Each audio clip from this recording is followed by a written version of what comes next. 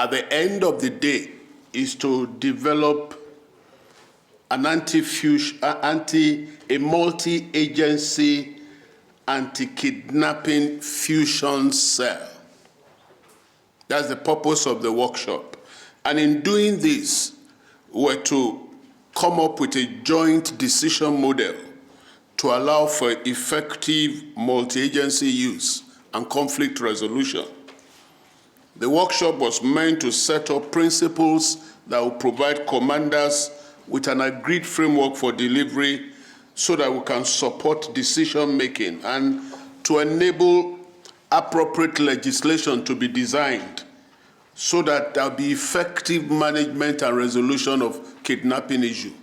Before now, somebody will say, well, kidnap really could not be considered a threat. But with the incidences in Nigeria and with the spate of it, you'll agree with me that it's a major threat. And because it's a major threat, it's an issue that had to be dealt with. So the essence of what we have been doing since December, we've had a series of meetings, and we came up with some key recommendations, which is the focus of what we put together to develop an agreed national kidnap fusion and coordinating cell.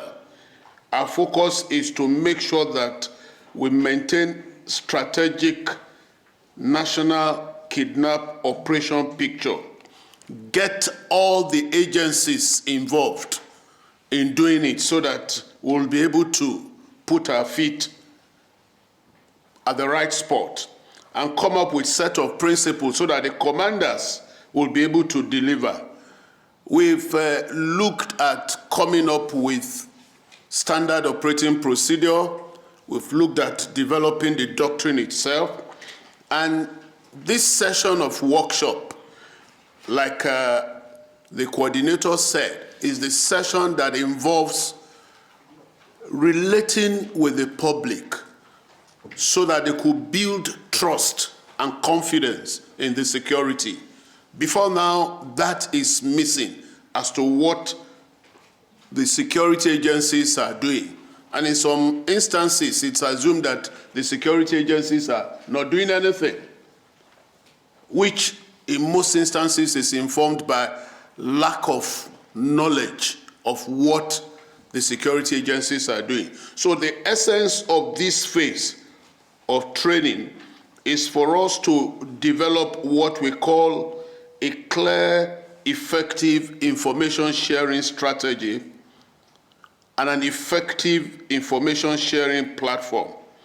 And we identified that in doing that, we must be able to come up with an effective media strategy. You cannot shave a man's head in his absence.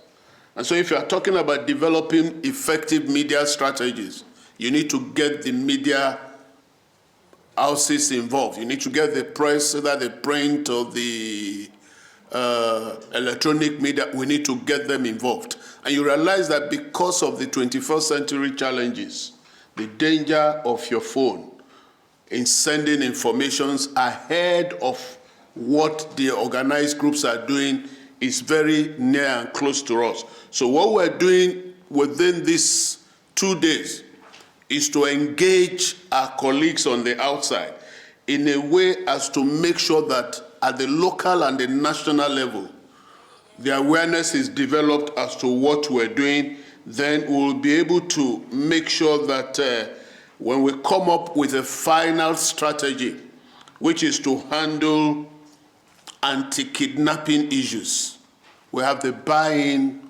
of our people. And like the national coordinator said, it's an all stakeholders approach. So this is what we've come to do today. And the essence is that at the end of the day, we have a smooth multi-agency interoperability anti-kidnap fusion cell, which involves the media.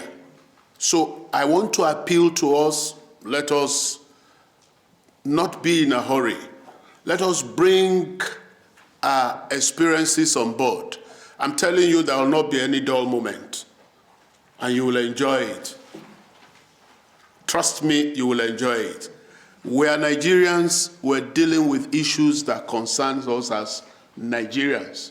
So I want us to be practical, be realistic, come up with ideas, and tell us those things we're supposed to be doing that we're not doing. And at the end, we'll make the journey easy, and the nation will be better for it. I welcome you on board, and I'm sure we'll have a fruitful time. Thank you, and God bless. Okay. Mr. Chris Grimson said that we had facilitators. We had some facilitators from Protect and Prepare.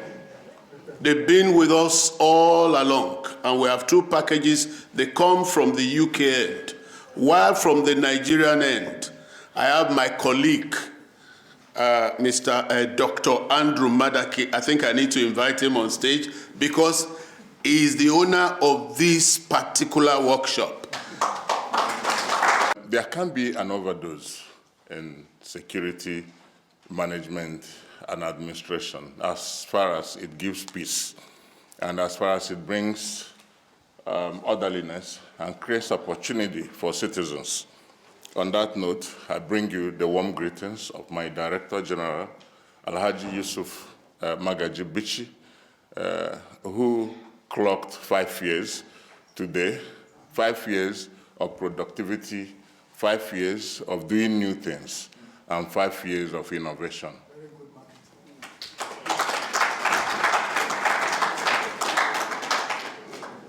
I also would have thought that this briefing, if we have come into the security sector briefing, ought to have been kicked off by the police, but I know Adejobi would always want to sacrifice me. Most times when they execute some operations and they are hitting DSS, you did this, you did this. I say, we didn't, but I know who did, but I won't tell you. So when I call Adejobi, speak now, he said, my friend, allow them guess as much as they want to guess. I will not talk. That is also a problem. You know, jurisdictional issues, mandate, and clashing, and of course, issues of plausible deniability in security management. When such things happen and someone finds it convenient to hide under another, what happens? You become the sacrificial lamb. Adejobi, please, the pressure did too much on my head. When you do, agree you do. So that, yes, the DSS has been in the forefront of pursuit of an agenda to contain or mitigate problems of kidnapping in Nigeria. And we stepped up our strategies for 3 reasons. One, the Constitution of Nigeria provides in the fundamental objective principle of state direction that the security and welfare of the people is of concern to the government. True or false? Okay. Secondly, our mandate gives us the role to dictate and prevent threats and crimes against the internal security of Nigeria. And again, the national security strategy, whether of 2022 or 2018 or that of 14, all of them are unanimous in spelling out strategies to contain threats. And 2 major approaches for that is the whole of society and whole of government. We believe that stakeholder management is very critical in threat containment. And that is why at various times we have gone out to engage stakeholders of various shades, faith-based organizations, civil society organizations, because we know that there are pull and push factors that encourage kidnapping, whether they are pecuniary, whether they are political, whether they are economic, whether they are ideologically based. Some factors are enablers for people who have taken to the path of kidnapping. But importantly, there is a disorientation in family values. And because there is decadence, and the family as a macrocosm of the society, or the immediate most important unit of socialization has broken down, so cultural values have also disappeared. So people want to do a whole lot of negative things. So on the basis of that, the service many years ago,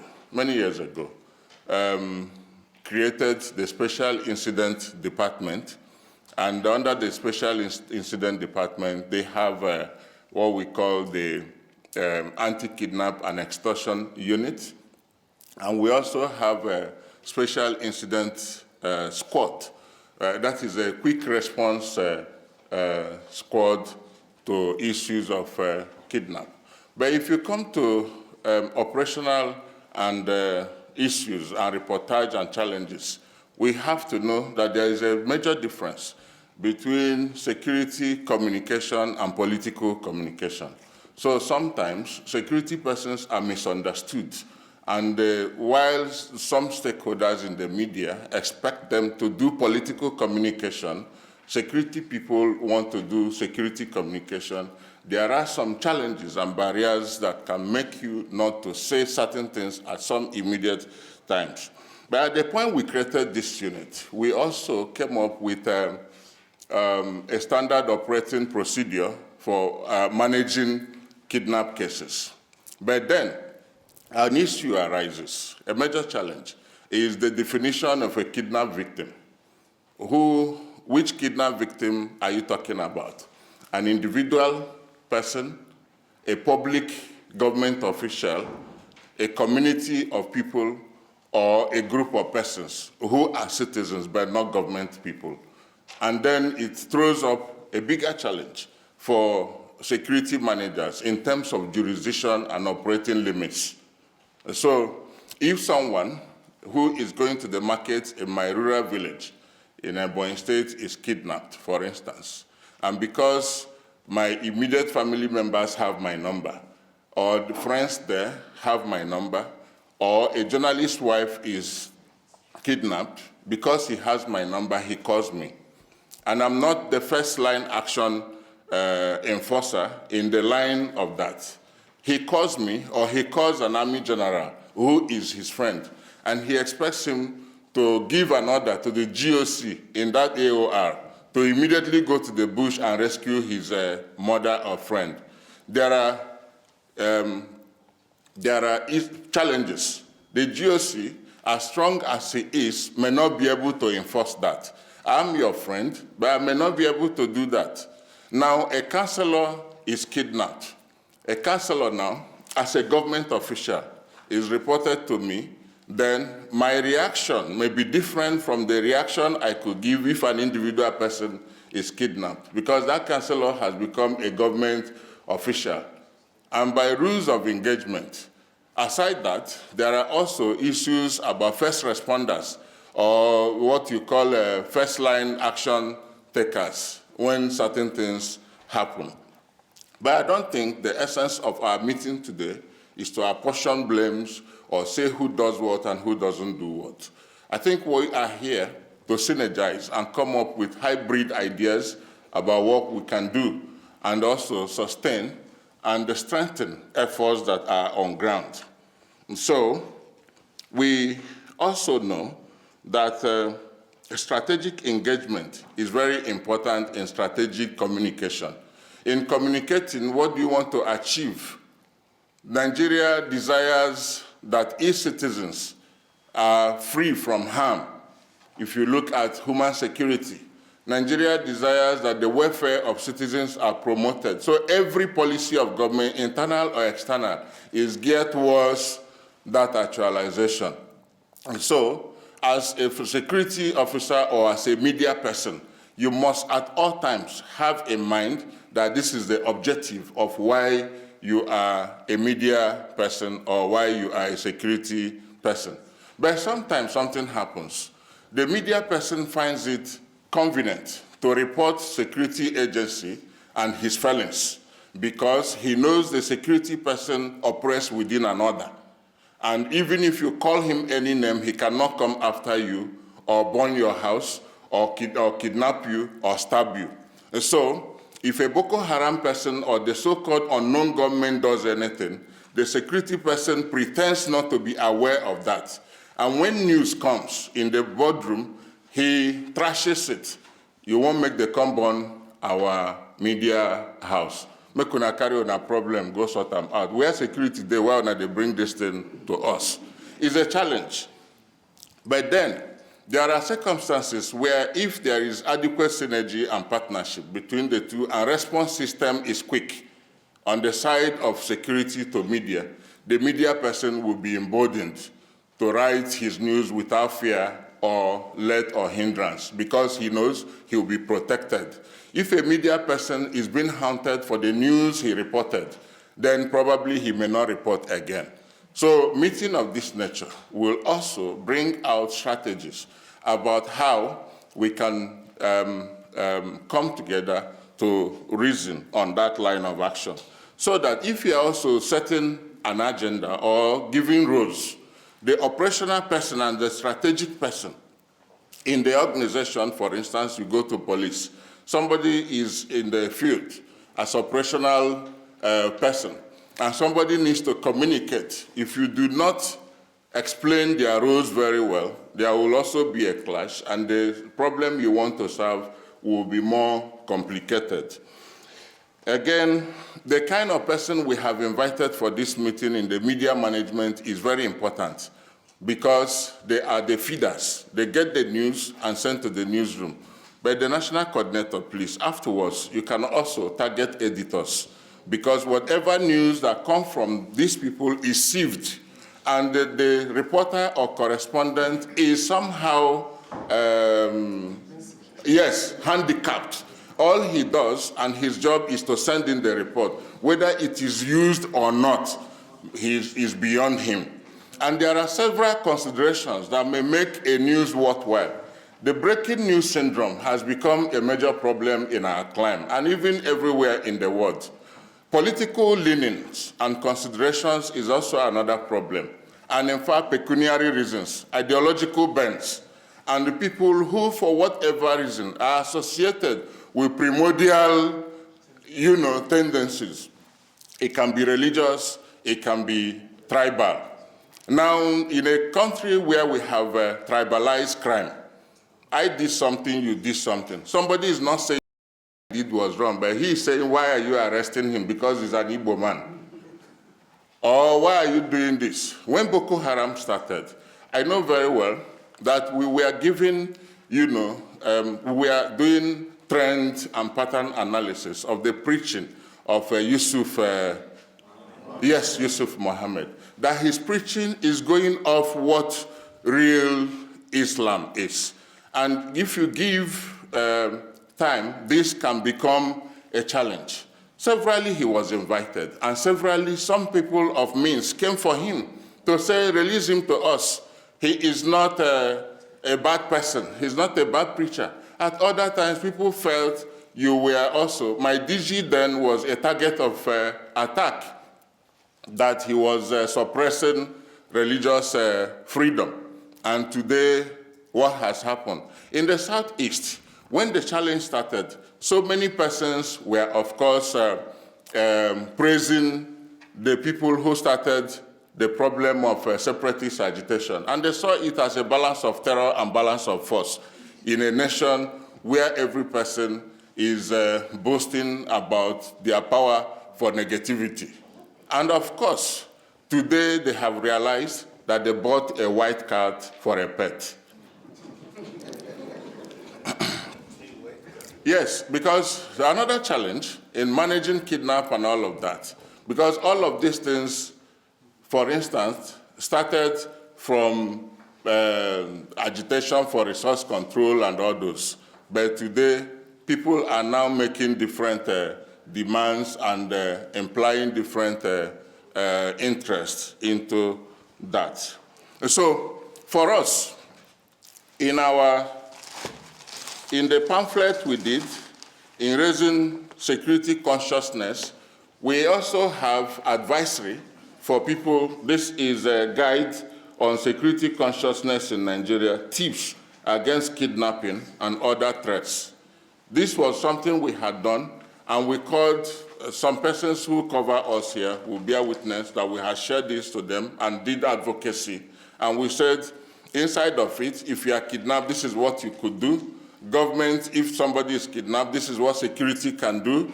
And this is what media can do. But then, there's a challenge, just in conclusion. When somebody is kidnapped, the first thing kidnappers, so-called kidnappers, tell you is that if security is involved in this, we'll kill the victim, isn't it? Yeah. So the same people who call you will say, please, I just called you to inform you, don't do anything. No. That's so paradoxical. It's very ironical. Somebody is seeking help from you, but also it's like going to hospital, telling the doctor, I am sick, but also telling the doctor, I don't want, just do your diagnosis, but don't give me any medications. So the doctor will be at loss about what you wanted him to do and why you came to the hospital. So, and now what we do is, okay, even though it may not be within our scope to discharge such kidnapping, but most times we had either collaboratively or individually rescued people. So what we do sometimes is to say, okay, finish what you can and come for debriefing, which is also very important. So in establishing this, you also have to do a debriefing center that is very viable, so that we also establish post-trauma medical counseling department, so that when victims have been kidnapped and released, they are in shock, they develop certain medical and psychological problems. Our departments, medical and otherwise, and people who are trained in such counseling will take over the management of such persons. We have also seen some trends where some persons, there was a case, a wife of someone drove herself, joined a car or so, and went to kidnappers and said, hold me. Yes, and demand money from my... So the trend in kidnapping is self-arranged kidnap. The son of a certain man in town called the father and said he was kidnapped, and we were following up, and the boy was, the small money that the father sent to him, he said, each time they called, he'll be crying. The father will also be crying that my son is in danger. And we found out the boy, the money the father sent, he went to eateries, bought chicken, bought burgers, and shared with his friends. And he was telling them that money go soon land, and everybody go enjoy. So he planned an outing in Kaduna from here, so we followed him up to Kaduna. So while he was just alighting from the car, we heard him, what are you doing here? He said, who are you? We said who we are. And we took him over, reunited him with his parents, and he started, what do you call it?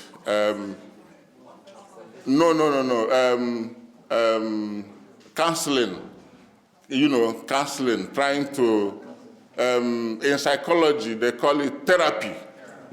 Started a therapy and all those kind of things.